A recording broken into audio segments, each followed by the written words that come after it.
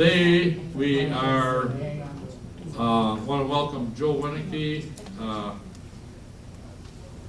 longtime Verona resident, good lifer, politician, and he wants to talk about, or he doesn't. We asked him to talk about the Maple School. Corner School. And I found out today, I won't say any more than this, that you and your brother, your twin brother, were the only ones in first grade. Yeah. So Joel, I think he was probably either tied for first in his class or maybe he was second.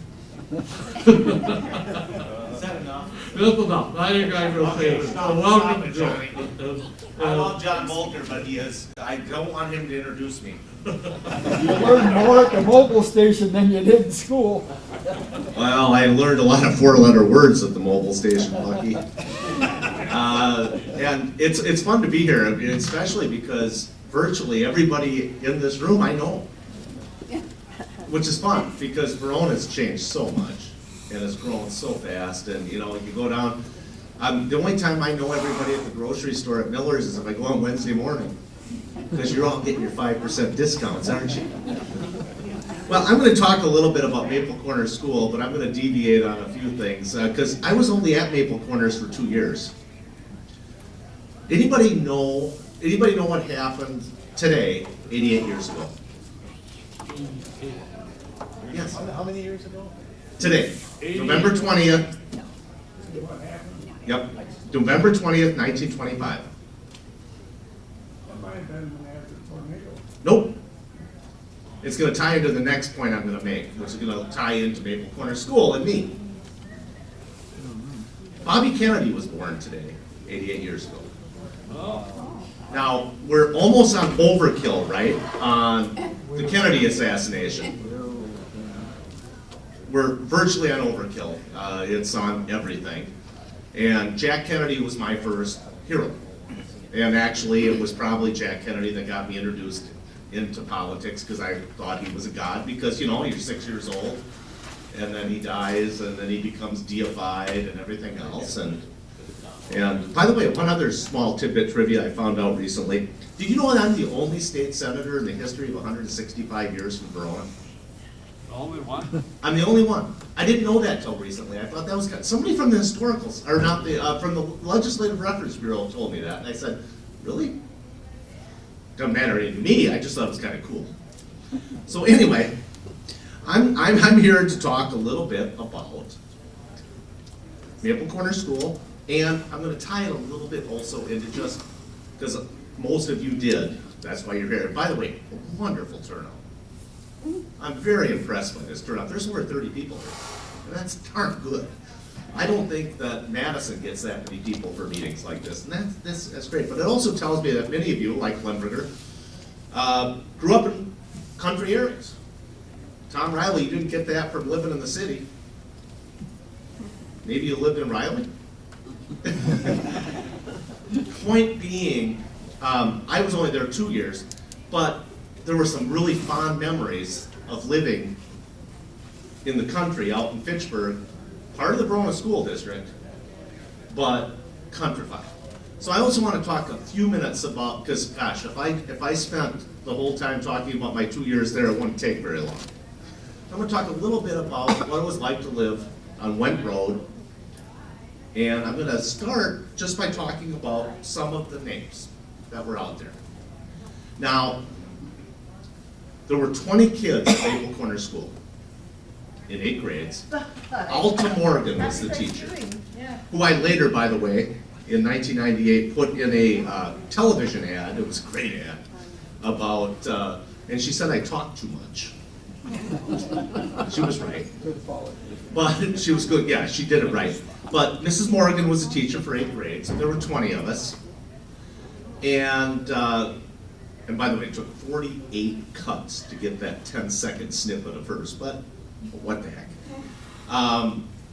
Of those people, 4 were Winekes, 3 were Gometers, and 3 were Hagemans. So 10 of the 20 kids in the school district, or the school, I guess they're part of the Verona School District, were named Gometer, Wineke, or Hageman. And that's only because 4 of my older brothers had already gone through. Because I was the puppy along with my twin brother. There were also 2 Wilsons, 1 Warner, 1 Uren, 1 Schmid, 2 Landmarks, 1 Batker, 1 Hoffman, and 1 Fisher, but the Fisher didn't come in until 2nd grade. Because my twin brother and I were the 1st grade, but in 2nd grade, we had a phenomenon that happened. We actually got somebody who moved into town. Somebody had bought Went's store. If anybody remembers where Went's store was on Went Road, but Mrs. Went had Went's store. And we used to give her plug nickels that we got off the railroad track that went through. And we thought she didn't know because she was blind. No, she gave us pops knowing that we were giving her plug nickels, which is a great story, but it's also true. So the Fishers bought it and they made it a country store. And so Mark moved in, so we had 3 kids in the class. And Doug Hageman, who, kind of sad, I mean, 4 kids in our 2nd grade, 2 of them already passed to cancer, 1 was my twin brother. But Doug Hageman got pulled back a year. Now, I think they said that I think he flunked, but I think since Doug's a friend of mine, I can say that. But I think they said they held him back. Is that the term they used in those days? Yeah, so they held Doug back.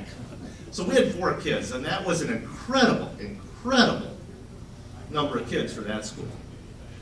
Now, how many of you went to kindergarten? Wait, let's rephrase this. How many didn't go to kindergarten? Yeah, this is unusual. My kids wouldn't even know what we're talking about. They wouldn't have a clue. You know what kindergarten was at Maple Corners? You visited for a couple days.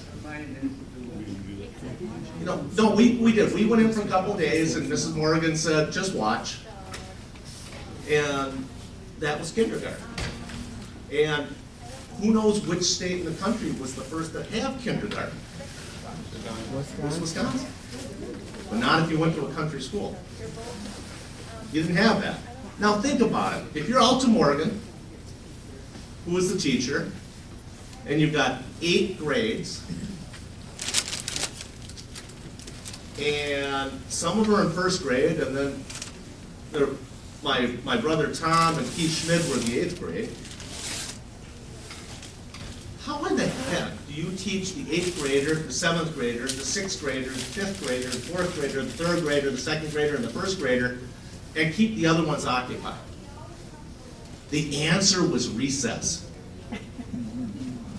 What I remember most about Maple Corners was I was in 1st grade, I was in recess all the time. And I didn't screw up that bad. I actually graduated from Verona High School with an A average. I don't know how that did because my twin brother, Jim, okay, I told you I was going to deviate. My twin brother, Jim, and I, because when you go to the high school and graduate, there were 116, by the way, in the high school class in Verona in 1975. Thanks, Cindy. Not the 400 or so they get today. And how many did you have, Kenny, in high school? 20? It wasn't a lot. I mean, the point is, there weren't a lot. I mean, 116 at that time was a lot. But when my twin brother and I graduated, we, of course, walked together because how many Winekes were in the graduating class? 2. Me and my twin. I wasn't worried because I had those yellow and blue things that said you were an honor society student. My twin brother, honest to God, and because Jim is before Joe, the I before the O, he found out he graduated that night because his diploma was signed, which was kind of cool. So he got us like, boom! And I said, oh good, he graduated. But that was because he went to 1st grade and 2nd grade at Maple Corners School. Not a lot happened at Maple Corners School unless you were in 1st grade on November 22nd, 1963. Where were you? Where was everybody? I was at Maple Corners School. In 1963, on November 22nd at 12:30 roughly, we were listening to a show called Book Trails. It was done by public radio, which I think was in its infancy. I mean, public radio was, I mean, if you know anything about, and I was on it today from 7 to 8, but public radio started in 1917 in Madison, Wisconsin. But it didn't have a ton of stuff. But one of the things they did was they did this book review thing every Friday from 12 or 12:30 to 12:30 to 1, I can't remember which. It must have been 12:30 to 1 because it got interrupted. And they just did stuff that was aimed at public school kids. You know, there were 8,000 schools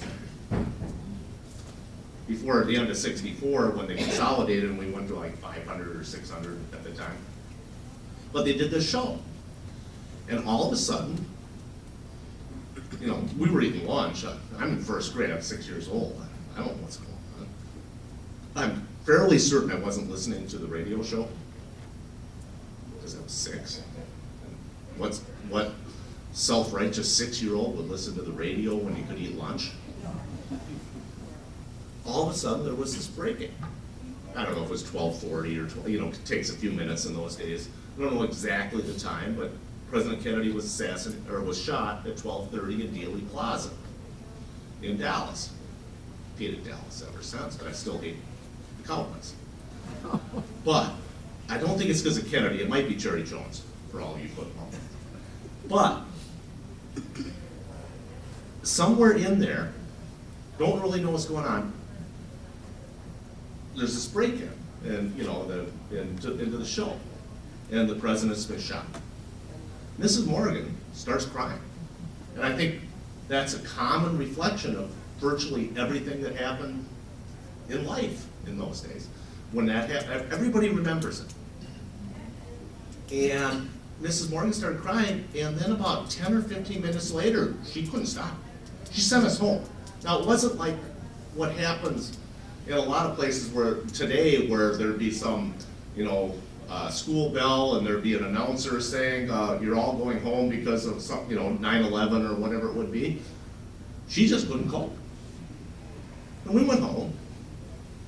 And I remember vividly, Julie Gometer, who would have been in kindergarten except we didn't have one,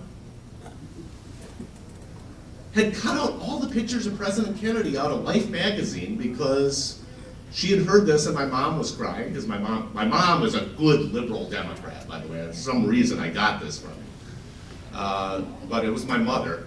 And I vividly remember, I was 6 years old, I remember this 5-year-old cutting out all the pictures of President Kennedy out of Life magazine. And today it seems weird, like, why did you cut the pictures out of the magazine? But that was that day. And it's something you never forget, because I'm just gonna ask for a minute.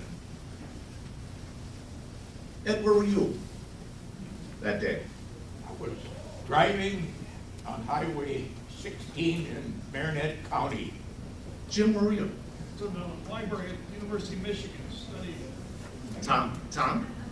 I was working at Legal Art, just staying by the teletype. Where were you, my former city administrator? Beverly? I was living in Janesville. Point is, Bucky, I was working down at Carmen's.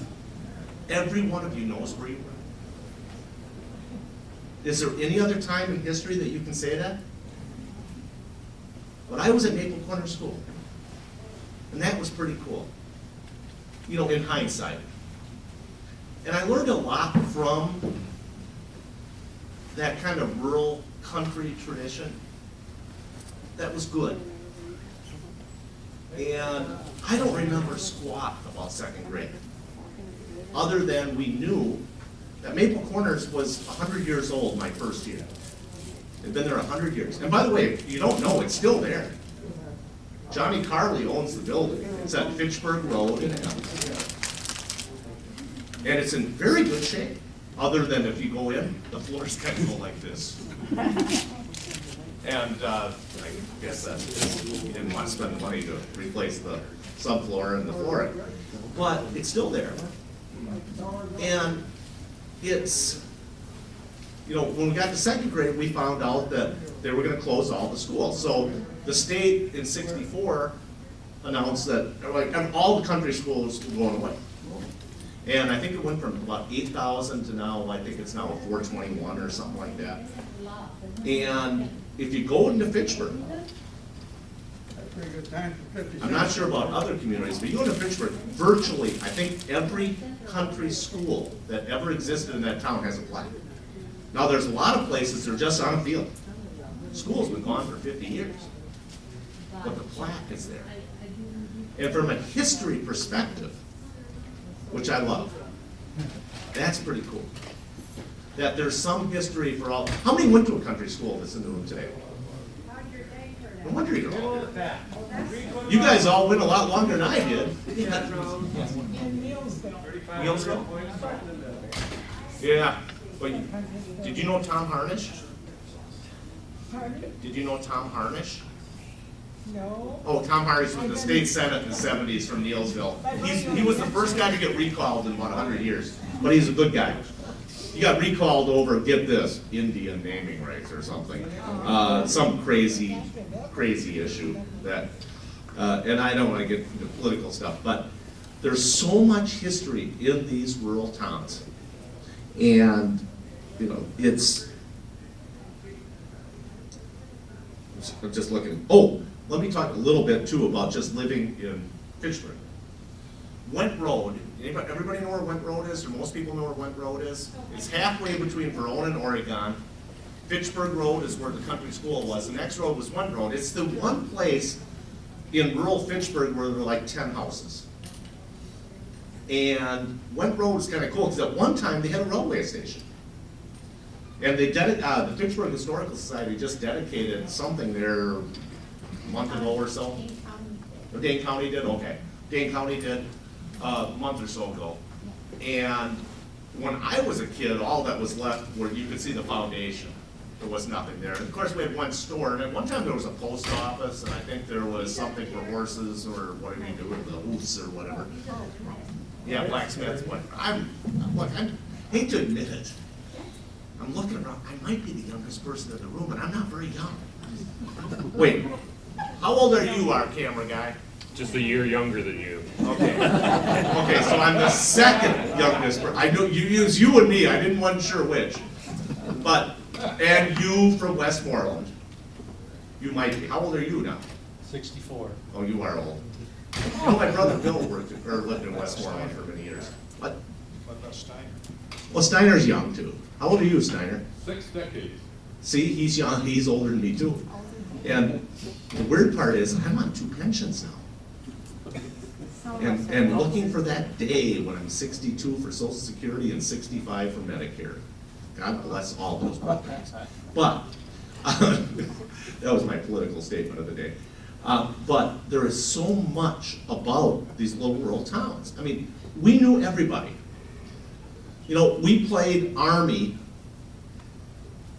in the woods, which, if anybody knows that area, there was this big woods in the back. We thought it was big. Now it looks like it's about 1 acre. But we lived there. I mean, we played in those woods all the time. Now, eventually, Cliff Hageman thinned it out, and his daughter built a house behind it. But at the time, I thought we were in some sort of like 150-acre monster place where, you know, like the Germans and the Americans and the Brits fought it out in World War II. You know, it's like an acre. We played great games in those days, hide and seek. Any of your kids or grandkids ever played hide and seek? They do still? I don't think my kids did. Red Rover? They don't play these things anymore. Trust me, they play video games. We played that. They do. But all the things that you got in a rural life, I mean, do you think we got bused from Went Road to Fitchburg Road to go to school? No, you walked down from Went Road down County M, and then you ended up at the school. And I vividly remember there was this box culvert. It's on Cliff Hageman's farm, right past Went Road. I remember it seemed like it used to snow a lot more then than it does today. That's true. And I vividly remember we would jump off the road off the box culvert into this huge pile of snow. And it was like, oh my God, you jumped 20 feet and you survived. No, I think it was like 5 feet. But it seemed at the time and that's what's so cool about rural life in Wisconsin, is the values we all got were today. I mean, I just wrote down these names. I knew, now it's been 50 years since I was in first grade at Maple Corner School.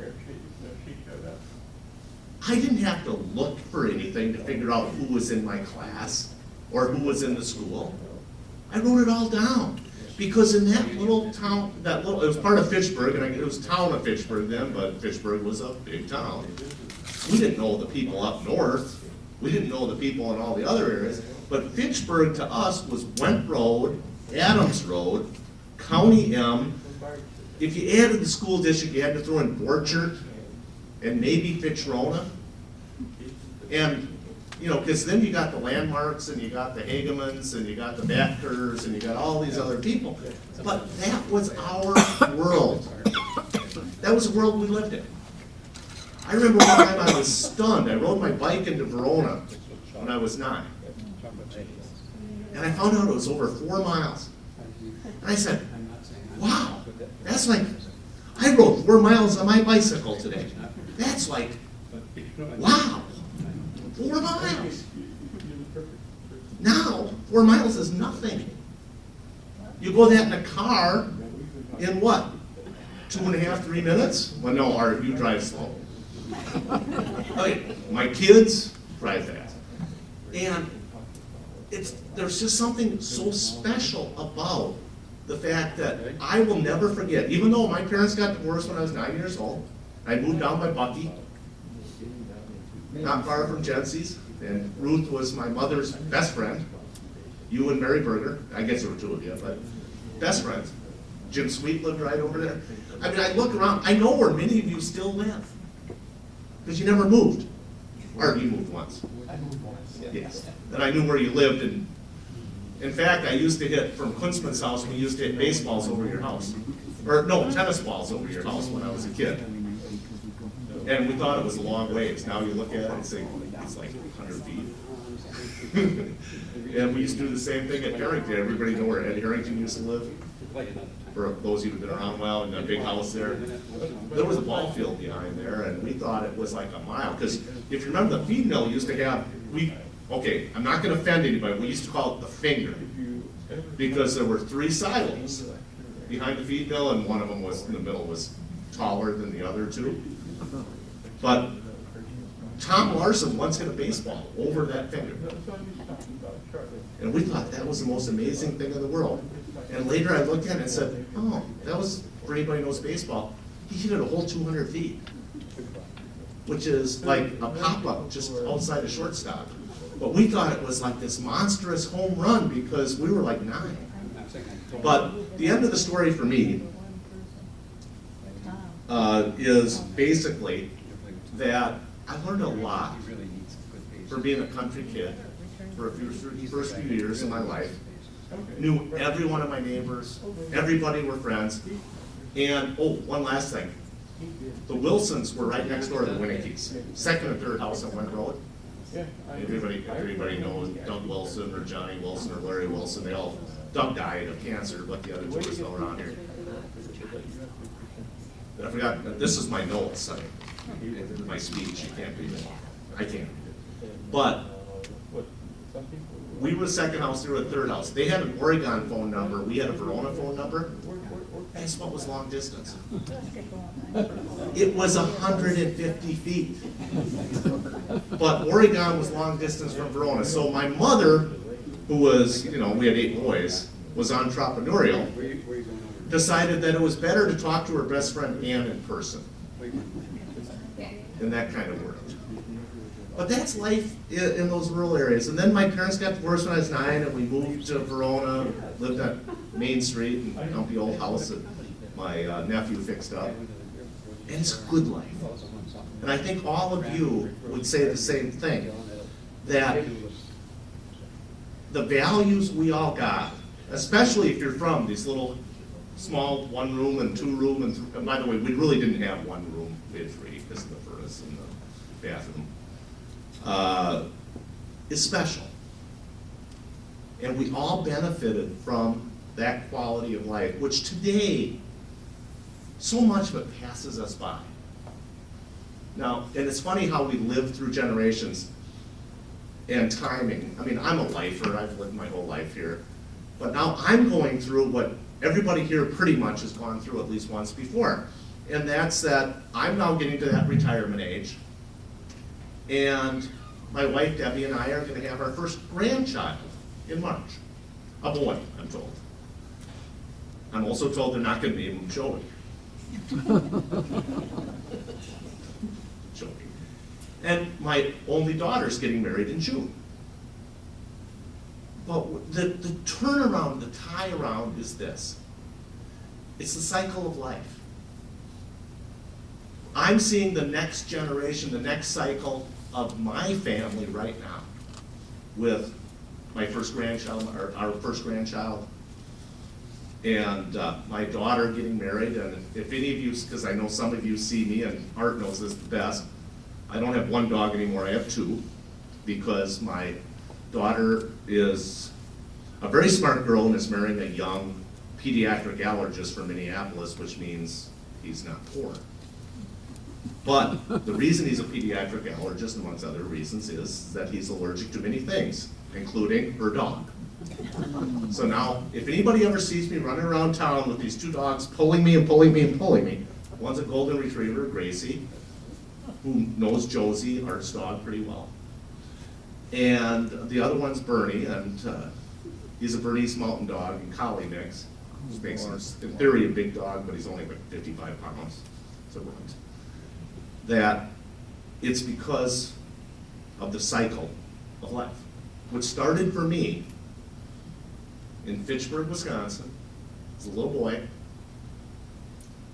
and at least from a community education point of view, and I haven't gotten into Landmark's Halloween stuff, where we actually bob for apples and stuff, started at Maple Corner School, and it was a lot of fun. And I think, truly, I'm a much better person for what happened to me in that life. And that's all I got. If anybody got any questions, comments, concerns, or anything I said stupid, raise your hand. Well, I remember when you brought Russ Feingold around town and introduced him to people around Verona. Yeah, Russ was nobody then. Yep. Russ and I were elected together in 1982. He was my state senator, your state senator, and I was a state rep. And Russ was, didn't know this area very well, and I knew everybody. Although I gotta tell you, and I think you all feel this, I don't know everybody anymore here.